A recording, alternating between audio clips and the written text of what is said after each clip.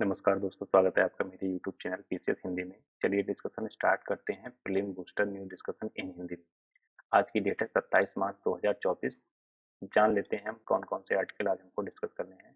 सबसे पहला हमारा आर्टिकल रहेगा वर्ल्ड टीबी डे के बारे में, जो हाल ही रिसेंटली 24 मार्च को मनाया गया है। उसके बाद अगला आर्टिकल हमारा रहेगा शिव शक्ति पॉइंट के बारे में। इससे संबंधित कुछ इंपॉर्टेंट फैक्ट हैं, उसको हम डिस्कस करेंगे। तीसरा आर्टिकल हमारा रहेगा मीम कॉइन के बारे में। मीम कॉइन क्या है, इनके बारे में हम जानेंगे। चौथा आर्टिकल हमारा रहेगा साइमन हैरिस के बारे में, जो कि हाल ही में आयरलैंड के प्राइम मिनिस्टर बनाए गए हैं, इनके बारे में हम जानेंगे। और पांचवा आर्टिकल आर्टिफिशियल इंटेलिजेंस पर एक वर्ल्ड के द्वारा एक प्रस्ताव पारित किया गया, इसके बारे में हम जानेंगे। छठा आर्टिकल हमारा विश्व थिएटर दिवस के बारे में है, इसको हम डिस्कस करेंगे। तो चलिए डिस्कशन स्टार्ट करते हैं। सबसे पहले हम देख लेते हैं पहला जो हमारा आर्टिकल है विश्व टीबी दिवस के बारे में। हाल ही में 24 मार्च को वर्ल्ड टीबी डे मनाया गया है। और वर्ल्ड टीबी डे क्यों मनाया जाता है? इसी दिन रॉबर्ट कोच के द्वारा टीबी के बैक्टीरिया की खोज की गई थी।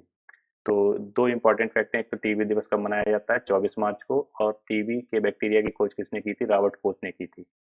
और टीबी किससे होने वाला रोग है? टीबी बैक्टीरिया से होने वाला रोग है। अगला जो आर्टिकल है हमारा वो देख लेते हैं साइमन हैरिस के बारे में है। साइमन हैरिस को हाल ही में आयरलैंड का प्राइम मिनिस्टर नियुक्त किया गया है। साइमन हैरिस कौन है? आयरलैंड के एजुकेशन मिनिस्टर रहे हैं वर्तमान में। और लियो बराड का जो कि प्राइम मिनिस्टर थे, इनके इस्तीफे के बाद साइमन हैरिस को आयरलैंड का प्राइम मिनिस्टर नियुक्त किया गया है। अगला आर्टिकल हम देख लेते हैं कौन सा डिस्कस करना है हमको। अगला आर्टिकल हमारा शिव शक्ति पॉइंट के बारे में। शिव शक्ति पॉइंट काफी इंपॉर्टेंट है, प्रीलिम्स में इससे संबंधित क्वेश्चन पूछा जा सकता है। चंद्रयान 3 के द्वारा जिस पॉइंट पर चंद्रमा पर लैंडिंग की गई थी, उसका नाम दिया गया था शिव शक्ति पॉइंट। यहाँ देखिए, अभी हाल ही में क्या हुआ है कि अंतर्राष्ट्रीय खगोल संघ ने चंद्रयान 3 के विक्रम लैंडर के द्वारा चंद्रमा पर उतरने वाले स्थान को शिव शक्ति पॉइंट के नाम से मंजूरी दी थी। इससे पहले क्या हुआ था, 26 अगस्त 2023 को हमारे प्राइम मिनिस्टर नरेंद्र मोदी जी के द्वारा उस लैंडिंग स्थल का नाम शिव शक्ति पॉइंट रखा गया था। पहले क्या था, इंडिया के द्वारा उसका नाम रखा गया था, लेकिन अब हाल ही में अंतरराष्ट्रीय खगोल संघ के द्वारा उस नाम को मान्यता दे दी गई है। तो ये इंपॉर्टेंट फैक्ट है, याद रखिएगा। चंद्रयान 3, चंद्रयान फर्स्ट और चंद्रयान 2 के बाद भारत का तीसरा चंद्र मिशन था।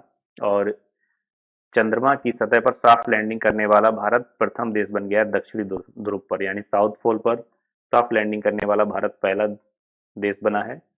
और इससे संबंधित कुछ इंपॉर्टेंट और फैक्ट हैं, वो हम जान लेते हैं। देखिए, ये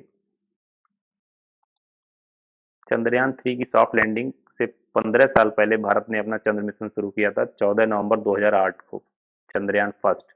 और चंद्रयान फर्स्ट भारत के प्रथम प्रधानमंत्री जवाहरलाल नेहरू के सम्मान में प्रभाव स्थल का नाम जवाहर पॉइंट या जवाहर स्थल रखा गया था। यानी चंद्रयान फर्स्ट के तहत जिस पॉइंट का नाम रखा गया था, उसका नाम रखा गया था जवाहर स्थल या जवाहर पॉइंट। और चंद्रयान 3 के द्वारा शिव शक्ति पॉइंट। तो ये दोनों इंपॉर्टेंट फैक्ट हैं, याद रखिएगा।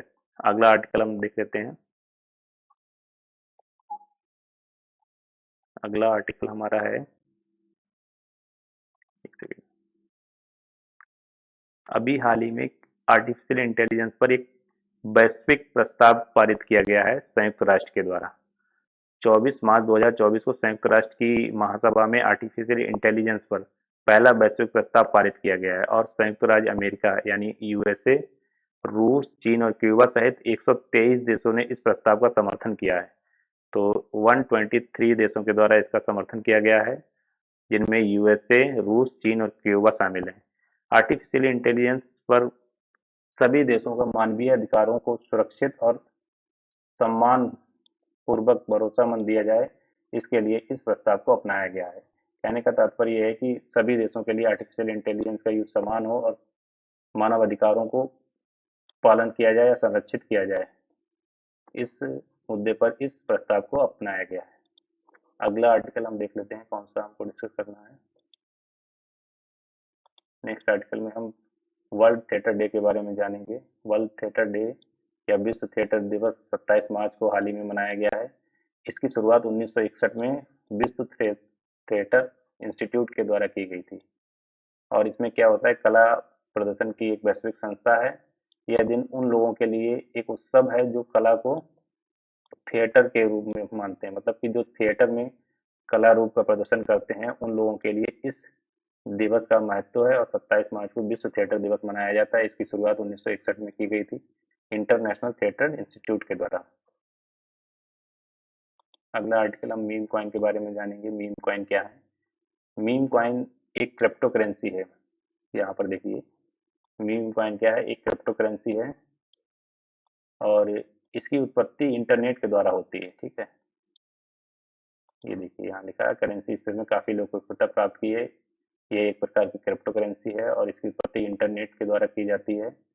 और मीम कॉइन जिन्हें मीमेटिक टोकन भी कहा जाता है या कम्युनिटी कॉइन भी कहा जाता है, ये टर्म्स जो है इंपॉर्टेंट है, याद रखिएगा। मीमेटिक टोकन या कम्युनिटी टोकन जो कि एक प्रकार की क्रिप्टो करेंसी ही है और डिजिटल करेंसी के रूप में इनको अपनाया जा रहा है। ये डिजिटल मुद्राएं हैं जो इंटरनेट संस्कृति के मतलब इंटरनेट कल्चर में उत्पन्न की जाती हैं। इनमें अक्सर विचित्र नाम होते हैं, जैसे आप लोगों ने क्रिप्टो करेंसी सुनी होगी, बिटकॉइन है। उसी प्रकार से मीम कॉइन एक होता है, डॉज कॉइन, सीबो। अगर आप किसी क्रिप्टो वॉलेट में देखेंगे तो इनका नाम आपको मिल जाएगा।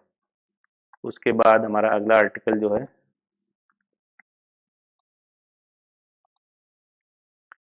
एक सेकेंड इसको मिटा देते हैं। मीम कॉइन में क्या है, सबसे इसकी विशेषताएं क्या है? ये एक अत्यधिक अस्थिर हैं। कैसी हैं? अस्थिर हैं और अल्प अवधि में अधिक मूल्य परिवर्तित करती हैं। जिस प्रकार से क्रिप्टो करेंसी में अधिक मूल्य परिवर्तित होता है, उसी प्रकार से इसमें भी मूल्य का जो फ्लक्चुएशन है वो काफी ज्यादा पाया जाता है, इसलिए इनको अस्थिर करेंसी कहा जाता है, मतलब कि इनस्टेबल करेंसी कहा जाता है। ये ब्लैक चेन या ब्लॉकचेन टेक्नोलॉजी पर आधारित हैं, जैसे इथेरियम, सोलेना, डॉजकॉइन के बारे में हमने बताया। पारंपरिक क्रिप्टो करेंसी की तुलना में आसान इनकी प्रक्रिया है बनाने की, मतलब कि इनके निर्माण की प्रक्रिया जो है पारंपरिक क्रिप्टो करेंसी से आसान है। तो मीम कॉइन के बारे में अगर पूछा जाएगा तो आप याद रखिएगा कि एक प्रकार की क्रिप्टो करेंसी है जो कि इंटरनेट आधारित है। और अगला जो आर्टिकल है वो हमारा PSLV ऑर्बिटल एक्सपेरिमेंटल मॉड्यूल 3 के बारे में है। काफी इंपॉर्टेंट आर्टिकल है, ये भी एग्जाम में पूछा जा सकता है। PSLV का ऑर्बिटल एक्सपेरिमेंट मॉडल 3, जिसको POEM भी कहा जाता है। इसकी फुल फॉर्म भी एग्जाम में पूछी जा सकती है कि PEOM क्या है। तो ये PSLV ऑर्बिटल एक्सपेरिमेंटल मॉड्यूल 3 है। इसका इसका रिसर्च या इसको किसने बनाया है? इसरो के द्वारा इसको बनाया गया है, जो कि पृथ्वी के वायुमंडल में सफलतापूर्वक पुनः प्रवेश कराकर एक उपलब्धि हासिल की है। जैसे मान लीजिए किसी PSLV के द्वारा किसी सैटेलाइट को भेजा गया वायुमंडल में, फिर उसको पुनः पृथ्वी पर वापस लाने के लिए जिस मॉड्यूल का उपयोग किया जाएगा उसका नाम है POEM 3। तो एक हिसाब से हम कह सकते हैं कि इससे सैटेलाइट उद्योग में क्रांति आएगी, क्योंकि इससे हम बार बार रीयूज कर सकेंगे। ठीक है, और अंतरिक्ष में मलबा जो है वो कम रहेगा। ठीक, तो आज की डिस्कशन में बस इतना ही। Thank you for watching.